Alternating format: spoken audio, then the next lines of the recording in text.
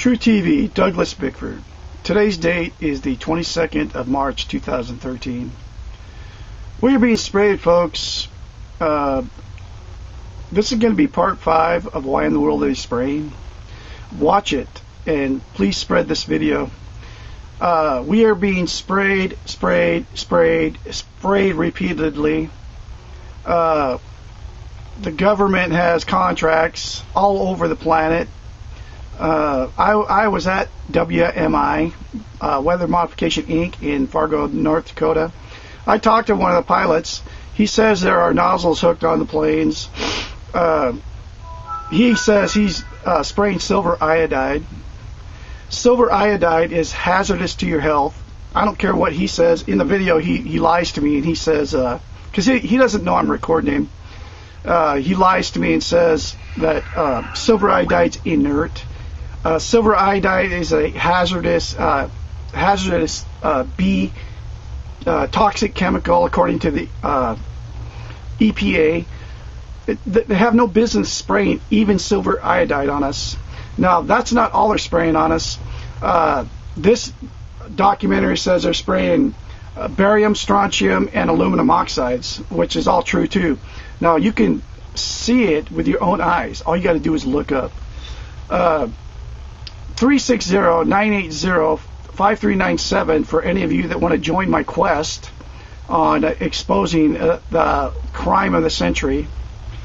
And this is Douglas Bickford signing off. Enjoy the show, and please spread this video. Like I said, we can stop them if we band together, and we will stop them. Thank you. Food security of people through deploying these kinds of approaches that potentially 2 billion people could have their food disrupted by such interventions.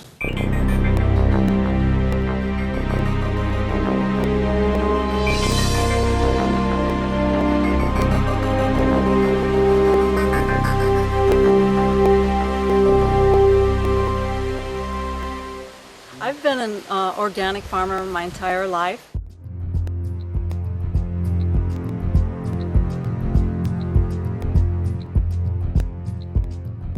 And I've been, in the last 8 years, been certified organic. And so I've been growing food in a way that feels healthy, where I have the most energy. And now it's not so healthy. I want to pass a really nice, healthy soil, rich soil, earth on to the children and have it be fertile. My name is Joel Gil Coca. I've been farming in this land for about 5 years.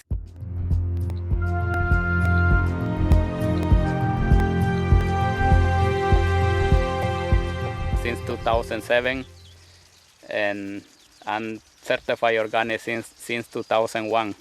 10 years ago, when I started working for myself, we can grow cilantro, no problem. We can grow basil, no problem. We can grow Chinese cabbage without get trouble, or any vegetable. But 10 years after, 5 years after, that everything started decline. Could you add some of the environment that affect a large population? The answer is absolutely yes. I started seeing chemtrails being laid overhead more frequently and noticing the change in the crop production. What we see in our area, anytime there's convective clouds, anytime there's a large cumulus cloud forming and beginning to rise, we hear aircraft in the vicinity, we see them actually flying over these convecting clouds, and then in a very short time, before those clouds generally will drop any precipitation, we'll see the entire cloud more or less dissolve into what looks like a massive smoke bank. If you can control the weather, then you can control where the rain falls or where it doesn't fall. And if you can do that, then you can control whose crops survive and whose crops thrive.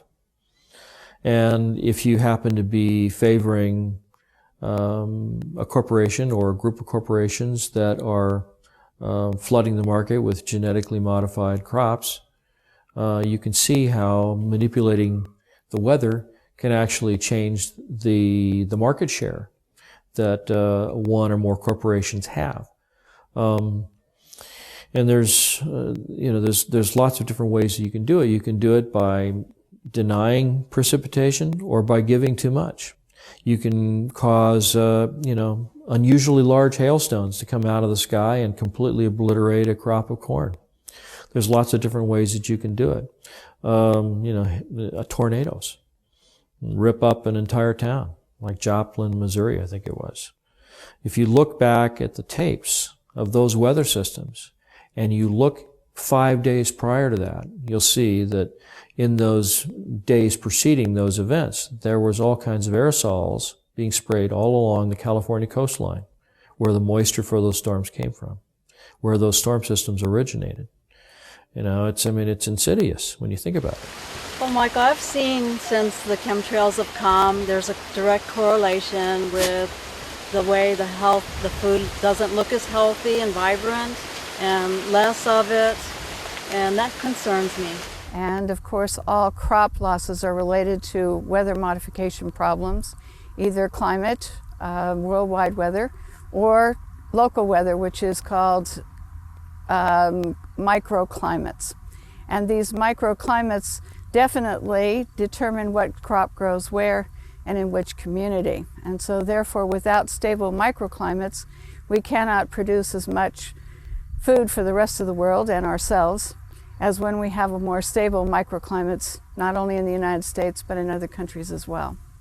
We fertilize it really good and they still have a lot of trouble to produce.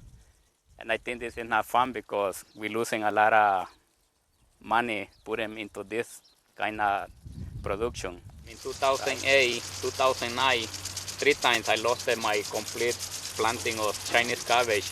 Weather events is one of the key components to most commodities that are traded. Let's just say your agricultural group, corn, soybeans, wheat, something along those lines. Weather is by far the largest affecting factor in the price of those commodities. If one farmer's crop fails, we have a major crop failure, say in corn, now that's going to affect every other company that uses corn in their manufacturing process. There's going to be less of it. And anytime there's less of something, that creates a price rise.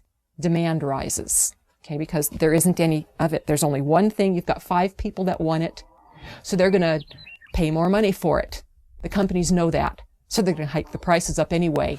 The consumer actually sees the big brunt end of the higher costs in the commodity due to the adverse weather condition. Obviously, the consumer will pay that price. I've noticed that the rainfall is less predictable, and then when it does rain, it does rain periods of time that's more like longer periods. So not only do we have the pollution, not only do we have stunted growth, but we also have changes in weather. And it's been severe changes in weather all across the globe. I don't have a clue how bad they are, but I know they are affecting already in certain plants, like basil, cilantro, and sometimes the broccoli get too much fungus. It can be from those things because no matter what we do, it doesn't fit. It's not working right. It appears to be a fungally related ailment, and if one looks at the species extinction rate, which today is estimated to be 1,000 times natural variability, that's 1,000 times normal, a figure you'd think would alarm most reasonable people, which is 100,000% of normal, and 70 to 80% of that extinction, plant and animal, is related to fungal infection. Geoengineering particulates are known to proliferate fungal reproduction. Abiotic stresses are drought, cold, heavy metals, excess moisture in the soil. And Monsanto has a patent that actually addresses all of those abiotic stresses. And the plants that it addresses is everything from apples to zucchini. 2011 was one of the worst years for things that create abiotic stress. They had 12 worldwide severe weather problems. This destroyed a good portion of the food supply. Now I'm having a hard time growing cherry tomatoes outside under these conditions, and I've turned to have to build a greenhouse where I'm now growing large tomatoes, heirlooms, and they are producing really nice big tomatoes. I see that the tomatoes that I planted now are really healthy and the ones outside are dying. The Midwest grows 40% of the world's corn. And it does have a tendency to flood, so we can expect more and more flooding. According to the statistics, the EPA statistics say that there's going to be more and more flooding. Monsanto is one of the world's largest chemical companies.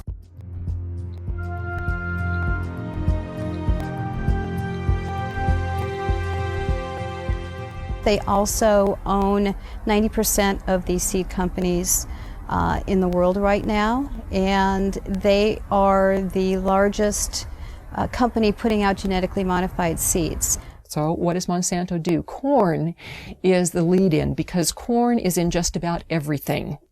Corn is the main crop.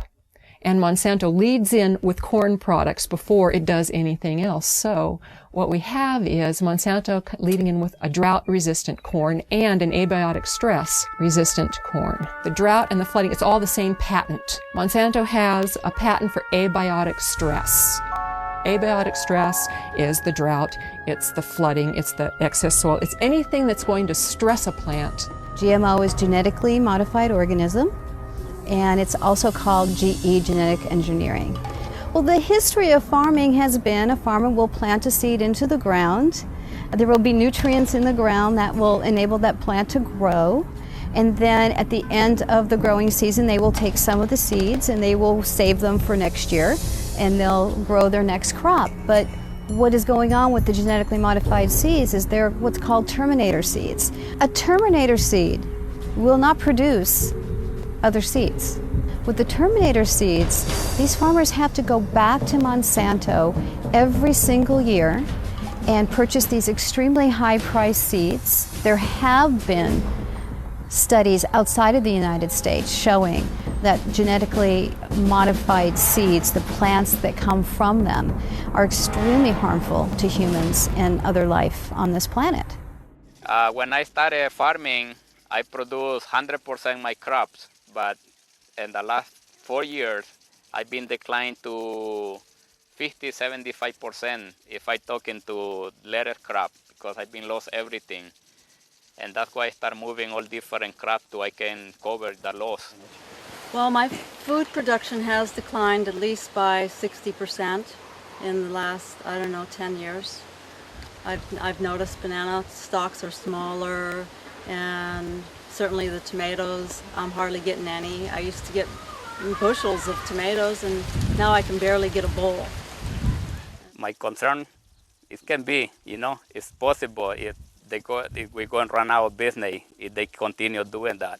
They really need to stop it doing. That's all I believe, because we cannot change the system, the mother nature. We have to keep going the way it is. It's not possible. On the other hand, heat stress is going to be one of the things, or thought to be one of the things, that might limit production of crops throughout the tropics. And so there are some questions of trade-offs of, if you think you're going to benefit many people and harm some people, how do you deal with this issue of equity, and what are the options for dealing with that? A really interesting thing that I found is that the EPA has concluded that incidents of heat stress, drought, flooding, cold, any type of abiotic stress is on the increase. And loss due to that is going to double by 2030.